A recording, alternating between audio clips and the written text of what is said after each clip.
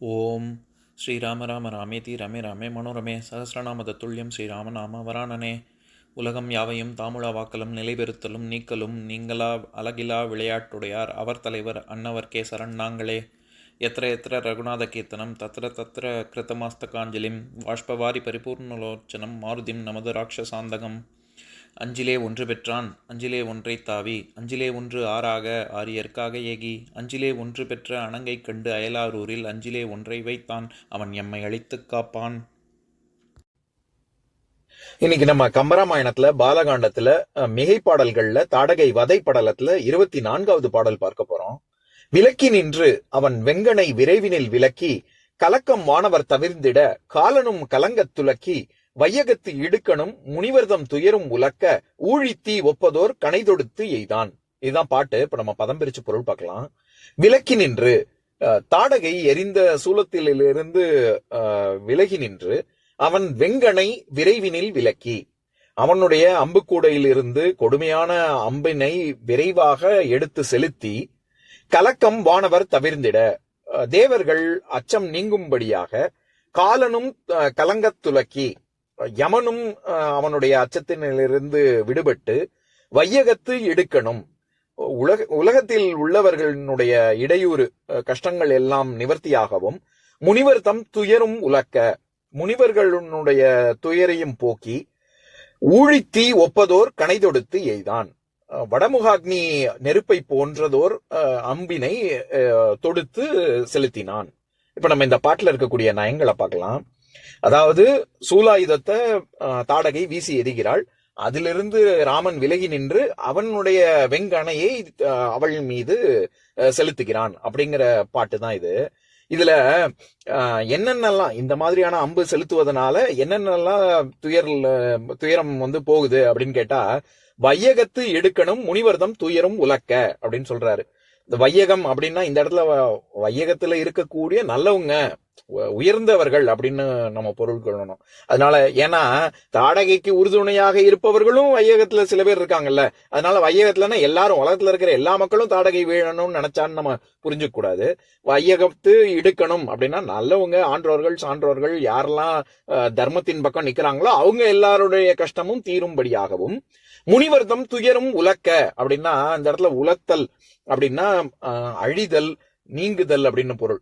அதாவது நம்ம தானியத்தை குத்தக்கூடிய ஒரு கருவி இருக்குல்ல, நம்ம உலக்கன்னு சொல்றோமே, அதுக்கே ஏன் உலக்கைன்னு பேருன்னா உலக்கக்கூடியது.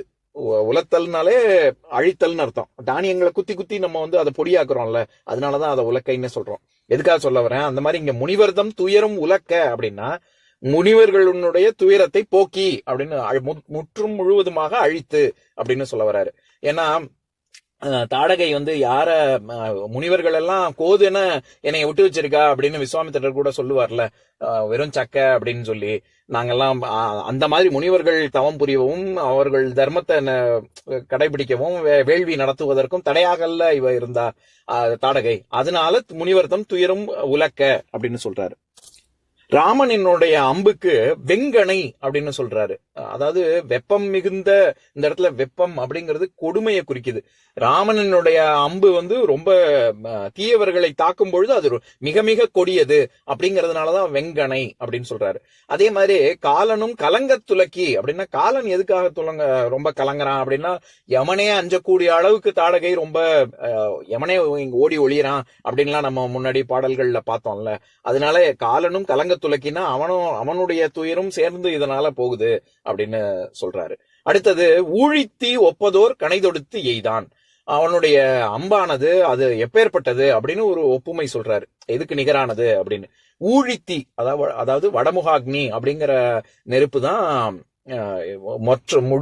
முழுவதுமாக உலகத்தை அழிக்கும், எல்லா உலகங்களையும். அதாவது ஊழி காலத்துல அது ரொம்ப அந்த நெருப்பு எல்லாவற்றையுமே அழித்து விடும். மறுபடியும் பிரம்மா எல்லாத்தையும் சிருஷ்டிப்பார் அப்படிங்கிறது தான் நம்ம புராண செய்தி. அந்த மாதிரியாக ரொம்ப கொடுமையானது அப்படிங்கறது சொல்றதுக்காக ஊழித்தீ ஒப்பதோர் கணை தொடுத்து எய்தான். இந்த இடத்துல ஓர் கணை அப்படின்னா நம்ம எப்பவும் சொல்ற வழுவமை இதுதான். ஒரு கணைன்னு தான் வரணும். ஆனா ஓர் கணை அப்படின்னு ஏன் சொல்றாருன்னா, இது ராமனுடைய ஒரு அம்பு, ஒரு விஷயத்தை தாக்குறதுக்கு ராமன் 10 அம்பு அனுப்பணும்னு அவசியம் இல்ல, செலுத்தணும்னு அவசியம் இல்ல. ஒரே ஒரு அம்பு தொடுத்தானாலே அதனுடைய இலக்கை அது சென்றடைந்து விடும். அப்பேற்பட்ட ஈடு இணை இல்லாத ஒப்பற்ற கணை. மற்ற கணைகளுக்கும் ராமன் தொடுக்கக்கூடிய கணைக்கும் வித்தியாசம் சொல்லணுங்கிறதுனாலதான் இங்க ஒரு கணைன்னு சொல்லாம ஓர் கணை அப்படின்னு சொல்றாரு. இப்ப நான் பாட்டை இன்னொரு தடவை படிக்கிறேன், கேளுங்க.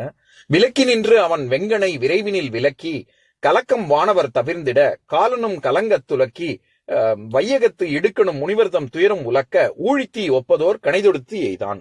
இன்னொரு நாள் இன்னொரு பாட்டு பார்க்கலாம். ஓம் சாந்தாகாரம் புஜகசயனம் பத்மநாபம் சுரேஷம் விஸ்வாதாரம் ககனசத்ருசம் மேகவர்ணம் சுபாங்கம் லக்ஷ்மீகாந்தம் கமலநயனம் யோகி ஹிருத்யானகம்யம் வந்தே விஷ்ணும் பவபயஹரம் சர்வலோகைகநாதம். உம்பரோடு இம்பர்காரும் உலகம் ஓர் ஏழும் ஏழும் எம்பெருமான் என்று ஏத்தி இறைஞ்சி நின்று ஏவல் செய்ய தம்பியரோனும் தானும் தருமமும் தரணி காத்தான் அம்பரத்து அனந்தர் நீங்கி அயோத்தியில் வந்த வள்ளல். ஓம் பூர்ணமதః பூர்ணமிதம் பூர்ணாத் பூர்ணமுதஸ்யதே பூர்ணஸ்ய பூர்ணமாதாய பூர்ணமேவாவசிஷ்யதே. ஓம் சாந்தி சாந்தி சாந்திஹி.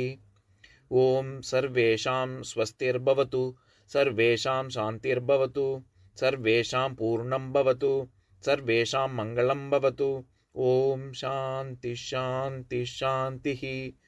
ஓம் சர்வே பவந்து சுகினः சர்வே சந்து நிராமயாः சர்வே பத்ராணி பஷ்யந்து மா கஷ்சித் துக்கபாக் பவேத். ஓம் சாந்தி சாந்தி சாந்திஹி.